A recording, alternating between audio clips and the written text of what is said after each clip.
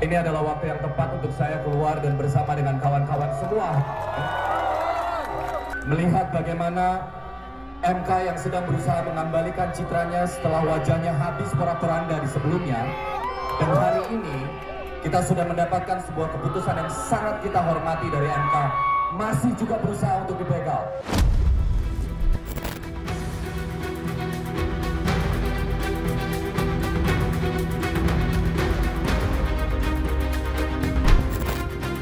Demi Allah, saya bersumpah akan memenuhi kewajiban Presiden Republik Indonesia dengan sebaik-baiknya dan seadil-adilnya. Bahwa saya dalam menjalankan tugas jabatan akan menjunjung tinggi etika jabatan.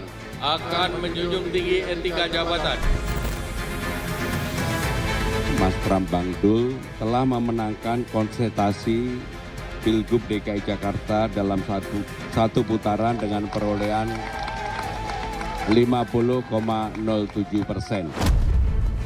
Kami mengucapkan selamat kepada Mas Pramono Anung dan Bang Pramokarno yang akan memimpin Jakarta di 5 tahun ke depan.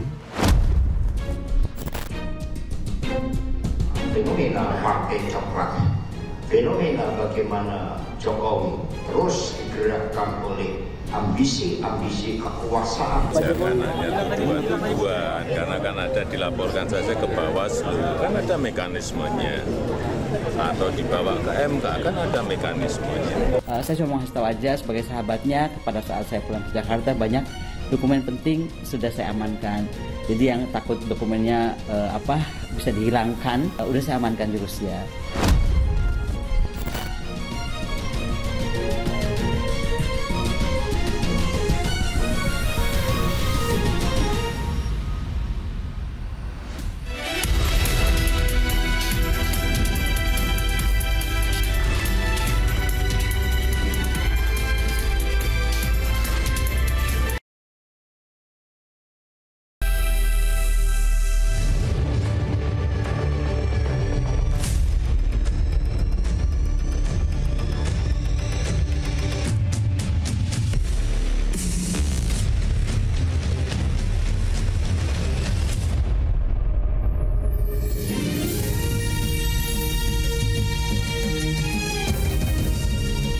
Disiarkan langsung dari studio MNC Conference Hall iNews Tower Jakarta. Inilah Rakyat Bersuara bersama Aiman Wicaksono.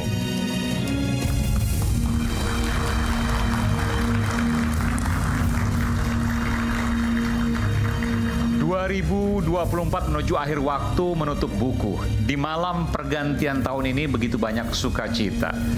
Tapi tahun 2024 menjadi tahun yang sibuk dan bising. Dalam satu warsa terjadi ragam peristiwa, dari lika-liku pemilu hingga drama-drama pilkada, serta kebijakan yang dinilai rakyat mengelus dada. Dalam proses panjang berdemokrasi, sudahkah para pemimpin negeri merefleksi untuk benahi diri? Dan apa tantangan besar yang akan kita hadapi? Saya Aiman Wicaksono, inilah Rakyat Bersuara Spesial 2024.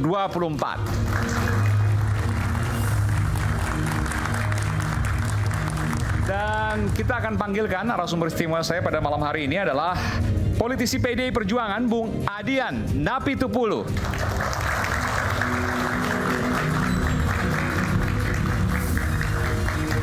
Selamat malam Bung Adian, selalu dengan semangatnya, dengan jaket kulitnya, dan kacamata yang nggak pernah berubah. Lalu kemudian juru bicara Partai Gerindra, Bung Astrio Veligen. Ya.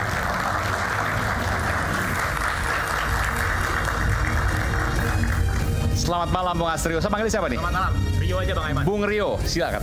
Baik. Selanjutnya kita akan panggilkan politisi Partai Solidaritas Indonesia, Mbak Irma Huta Barat. Inang Irma.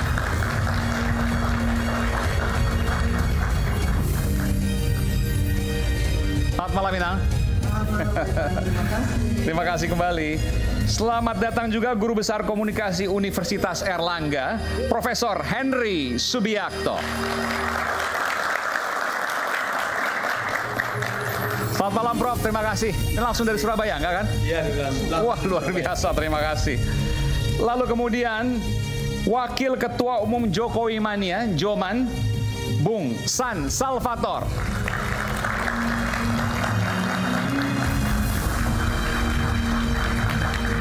Silakan Bung San Salvator. Selamat malam. Selamat malam, terima kasih. Dan juga kita panggilkan pakar telematika, Bung Roy Suryo. Kita lihat beliau bawa apa hari ini. Belum boleh langsung buka baju. Oh, enggak, nanti. Kejutannya nanti. Kejutan. Oke. Kemudian pengamat politik, pemerhati politik, Bung Henry Satrio. Selamat malam Bung Henry. Baik. Kita akan buka malam hari ini terkait dengan apa yang terjadi di 2024, situasinya, gejolaknya, dan apa yang kemudian menjadi pembahasan utama. Lalu apa yang menjadi ramalan di depan mata 2025? Di depan mata tuh area yang paling dekat ya, mungkin Januari, Februari, Maret, dan seterusnya. Saya ingin mulai dulu dari Bung Heri dulu kalau gitu. Bung, apa peristiwa yang paling mengena di benak Anda di 2024? Saya bertanya itu dulu. Oke, untuk politik, sebetulnya di 2024 lahirlah 3 golongan penting di Indonesia. Yang pertama adalah golongan penguasa baru, yang kedua golongan mantan penguasa, dan yang ketiga adalah golongan penguasa hybrid antara mantan penguasa dan penguasa baru. Bisa jelaskan? Nah, 3 penguasa baru itulah, 3 kelompok penguasa itulah yang kemudian mempengaruhi peta politik di ujung-ujung 2024 ini dan mungkin saja di 2025. Apa contohnya? Misalnya terkesan ada politik sandra yang terjadi saat ini, dan itu hanya bisa terjadi antara penguasa dan mantan penguasa yang sama-sama memiliki kartu truf. Sebentar, maksudnya Jokowi dan PDI Perjuangan? Ya. Oke. Itu bukan. Kalau Pak Jokowi itu penguasa hybrid. Oh, penguasa lama maksudnya siapa nih? Penguasa lama PDI Perjuangan. PDIP, oke. Penguasa baru Gerindra yang sudah Anda hadap-hadapkan. Oke. Nah, Pak Jokowi ini penguasa hybrid. Hybrid maksudnya? Antara penguasa lama dan penguasa baru. Kenapa? Karena kan dia sudah berkuasa. Ya. Tapi anaknya masih ada di penguasa. Jadi masih berkuasa Anda mengatakan itu? Ya hybrid lah kira-kira. Nah itu sebetulnya akhirnya. Bentar, Pak Jokowi masih berkuasa atau enggak? Menurut pengamatan Anda? Masih kalau sampai hari ini? Iya. Dan 2025? Jadi begini. Dan 2025? Ntar dulu nih, makanya saya nggak mau terjebak nih. Jadi pertanyaannya kan bagus tuh. Pak Jokowi masih berkuasa atau tidak? Secara de jure tidak. Tapi secara fakta pengaruhnya masih besar. Melalui apa? Misalnya melalui Joman, melalui Mas Gibran, dan teman-temannya yang berada di koalisi Indonesia Maju. Jadi secara pengaruh dia masih ada dan masih besar. Lagi pula, kenapa demikian?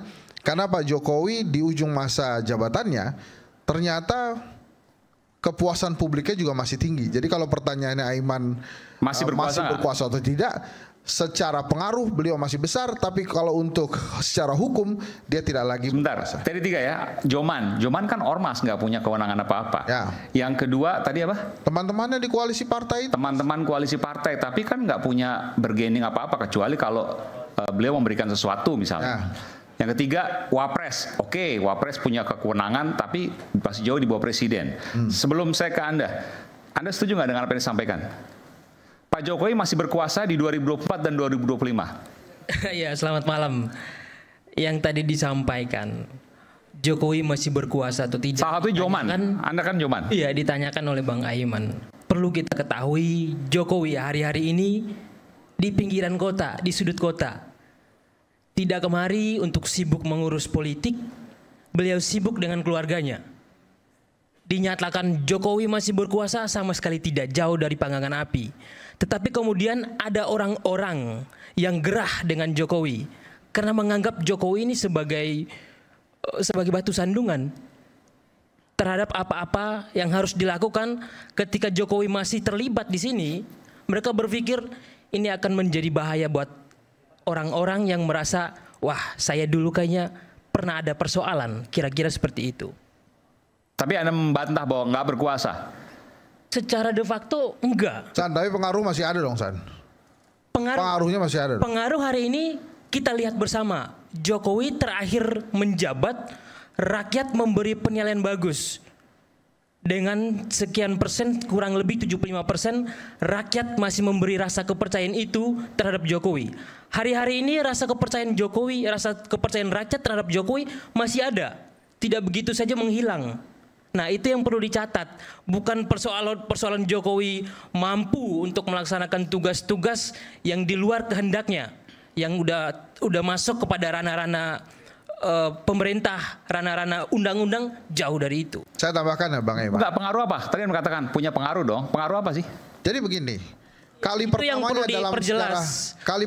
dalam sejarah Indonesia ada mantan presiden dan presiden atau presiden ke-7 dan presiden ke-8 ini memiliki komunikasi yang bagus, memiliki komunikasi yang baik. Belum pernah terjadi. Soekarno ke Soeharto, Soeharto ke Habibie, Habibie ke Gus Dur, Gus Dur. Ada gesekan lah begitu Anda mengatakan. Selalu ada hal yang membuat mereka tidak berkomunikasi dengan baik. Ya. Tapi kali ini ada komunikasi dengan baik. Minimal persepsi publik, minimal citra publik yang terbangun adalah seperti itu. Sehingga dengan ada komunikasi yang baik, maka terlihat masih ada pengaruhnya. Yang paling terlihat apa? Salah satunya adalah orang-orang dekat Jokowi masih berada di dalam kabinetnya Pak Prabowo. Dengan citra komunikasi yang terbangun tadi, dengan citra kedekatan yang bagus tadi, maka tidak berlebihan menurut saya katakan bahwa si penguasa hybrid ini masih memiliki pengaruh dalam perpolitikan. Dan Anda meyakini itu? Oh iya. Oke. Saya sebelum buang Adian, saya ke Prof. Henry Subiakto. Anda setuju yang mana? Henry Satrio, Hensa, atau Bung San Salvator, Prof? Saya boleh punya pendapat sendiri. Boleh, silakan. Kegaduhan ini tidak akan selesai. Ini hanya persoalan kegaduhan yang tahun 2024 terjadi, nanti 2025 juga akan berulang. Akan berulang. Dan kegaduhan seperti apa misalnya? Ya seperti inilah terjadinya kegaduhan bahwa orang sibuk dengan persoalan-persoalan politik praktis, persoalan-persoalan presiden dan sebagainya. Padahal kita punya persoalan-persoalan yang lebih besar. Tapi kan ada korbannya yang kemudian diyakini oleh PDIP ada. Iya. Mas Hasto jadi tersangka, itu yang diyakini oleh PDIP kan? Ya itu ada korbannya, sekaligus juga bisa kita lihat bagaimana nanti dinamika antara Pak Hasto dengan PDIP dengan Pak Jokowi yang sekarang ini nampaknya kan kalau kegaduhan kan cuma berisik tapi tidak ada action. Kalau ini kan dianggap, saya bukan katakan ini, dianggap oleh PDIP ada aksinya. Ya memang iya. Karena begini, masyarakat kita ini kan sebenarnya sudah terpecah, sudah terbelah antara mereka yang mendukung, katakanlah ya, mendukung tadi yang namanya istilahnya Mas Henry itu adalah kekuasaan hybrid begitu kan, dengan yang ingin supaya berbeda, melepaskan itu, supaya hybrid itu tidak ada lagi, supaya ada yang namanya presiden itu memang ya presiden ini ya Pak Prabowo bukan Pak Jokowi kan begitu kan, ada yang keinginan seperti itu. Tapi terlepas dari itu, saya sebagai seorang akademisi yang sebenarnya sudah agak bosen bicara mengenai seperti ini dan ini tidak akan selesai, saya punya agenda sendiri bahwa negeri ini sedang terancam. Saya itu 1 bulan kemarin ya, sebulan saya riset di Indonesia bagian timur dan ternyata memang ada persoalan besar di mana ketika kita sedang ribut seperti ini, negara kita semakin lemah dan negara kita ini sedang menuju pada suatu kondisi yang namanya kolonisasi digital. Ada kolonialisme digital. Dijajah secara digital. Dijajah secara digital. Kita ini ribut ini sebenarnya ribut ini juga bagian dari konteks digital. Karena memang menyebabkan kita harus ribut. Kalau algoritma ini kita ikuti, memang akan menarik sekali yang namanya keributan-keributan. Mas Adian Apitupulu muncul, kemudian beliau muncul. PPN 12%. PPN 12%. Itu menarik, itu menyebabkan kita semua itu lalu tertarik ke dalam diskusi-diskusi yang tidak ada selesai seperti ini. Ya. Tapi Anda lihat bahwa negara kita ini sebenarnya banyak masalah besar. Salah satunya ingin saya sampaikan dalam forum ini, karena ini forum suara rakyat dan saya kebetulan jadi rakyat sekarang. Kalau dulu saya di situ, gitu kan? Saya rakyat. Begini, Indonesia sedang menghadapi sebuah keadaan yang genting dalam konteks digital. Kemarin terjadi yang belum dibahas nih. Yang namanya judi online itu juga terjadi 2024. Penipuan online, apakah sekarang tidak terjadi? Saya berkali-kali ketemu orang dan saya harus menjelaskan tentang penipuan online. Itu juga terjadi 2024. Mengenai pornografi terjadi banyak sekali persoalan-persoalan yang sekarang ada di depan kita. Tapi kita sibuk dengan hal yang tidak selesai-selesai. Gitu kan? Oke. Nah, begini. Dulu negeri kita yang damai ini dan kaya ini didatangi oleh kekuatan asing itu ingin menguasai Indonesia. Dulu ada namanya VOC. VOC itu sebuah korporasi. Ada orang-orang Portugal datang ke Indonesia menguasai alam Indonesia. Secara ekonomi waktu itu. Lalu mengambil sumber daya alam dan sumber hasil-hasil bumi. Sekarang keributan-keributan ini siapa yang untung? Yang untung adalah kapitalisme digital. Yang untung adalah monetisasi dari apa yang ada di media sosial. Termasuk ini pun nanti akan dipotong-potong di media sosial. Dan itu akan menjadi monetisasi dan menguntungkan kapitalisme digital yang ada di luar sana. Sekarang yang namanya bumi Indonesia, kalau bumi Indonesianya juga kita perdebatkan, anak cucu kita itu nanti akan ada di atasnya bumi Indonesia yang namanya public sphere-nya, cyberspace-nya Indonesia. Siapa yang berkuasa di cyberspace Indonesia? Hampir lebih 90% itu adalah korporasi-korporasi global. Mana korporasi Indonesia yang ada di dunia digital kita? Nggak ada. Kecil sekali lah. Ada tapi kecil. Kedua, sekarang kalau sudah mereka ada di sini, apakah mereka diam saja? Tidak, mereka mengambil barang yang paling berharga dari kita, yaitu apa? Data. Data apa? Data kita semua, data keributan, data apa. Jadi peta politik tadi ada penguasa baru, penguasa lama, penguasa hybrid, mereka udah tahu tuh ya. Ada penguasa Google tahu dan itu penguasa dunia yang bisa mengambil semua keuntungan monetisasi termasuk mengadu domba kita semua. Semakin ribut, mereka semakin beruntung karena monetisasi itu. Nah, persoalannya adalah negara ini sekarang menjadi ajang rebutan perusahaan-perusahaan global itu, termasuk kemarin saya di Indonesia Timur, di NTT, di Maluku Utara, bahkan saya juga dapat laporan yang dari Papua, ada juga yang dari Indonesia Barat, yang namanya Starlink itu sudah sekarang merajalela. Dan itu adalah hasil dari pimpinan-pimpinan 2024 yang mengundang Elon Musk, mengizinkan Elon Musk. Tapi sekarang bukan hanya Starlink, dari Cina. Jadi ada semacam G60 Starlink, itu istilah punyanya Cina, juga akan masuk ke Indonesia. Jadi Indonesia ini sekarang jadi pasar. Dan kita termasuk para pemimpin ini tidak memiliki roadmap bagaimana menghadapi digital kapitalisme, bagaimana menghadapi kolonialisme digital. Nanti kita bicara soal itu ya. Itu. Kita bicara. Jadi artinya tidak perlu ada intelijen khusus, cukup intelijen yang ada di media sosial, mereka tahu semua. Satu kejadian penting lagi di 2024, menyambung Prof. Henry. Hilangnya YouTube channel saya hampir 40 hari. Kenapa kok bisa hilang? Setelah mau wawancara atau berkomunikasi atau berdiskusi tentang judi online, hampir 40 hari hilang YouTube saya. Terus kenapa itu? Ya ini saya curhat sekalian. Enggak, apa dugaan Anda sih? Ya tadi itu, yang tadi dikatakan oleh Prof. Henry tadi, bahwa masalah judi online ini juga ternyata masalah besar yang diperhatikan. Jadi pada saat ada rakyat seperti saya berkomunikasi atau berdiskusi membahas judi online, besoknya nggak ada YouTube-nya. Padahal itu YouTube bagus banget. Ya ampun. Ya sekalian curhatkan, rakyat bersuara. Bang Roy keberatan? Enggak, saya mendukung Mas. Oh silakan, kalau gitu. Oke. Tapi Mas Roy tadi iya Pak. Iya. Prof. Subiakto mengatakan iya. Tapi yang bikin gaduh Mas Roy juga. Enggak, saya gaduh karena penguasa lama tadi yang sekarang disebut hybrid, itulah pangkalnya kegaduhan. Pangkalnya kegaduhan. Ya, karena dulu sebenarnya saya nggak perlu sebut dulu zaman siapa. Kita punya peraturan pemerintah nomor 82 tahun 2012. Itu yang dikatakan Prof. Henry tadi. Data-data Indonesia itu aman karena kita punya kedaulatan digital. kita punya otoritas terhadap data itu karena dulu aturan dalam peraturan pemerintah nomor 82 tahun 2012 Mas Aiman itu mewajibkan data-data itu harus ada di dalam bumi Indonesia, harus ada di ranah tanah air Indonesia. 7 tahun berikutnya 2019, coba ingat 2019 itu presidennya siapa? Nah itu pangkalnya kebobrokan.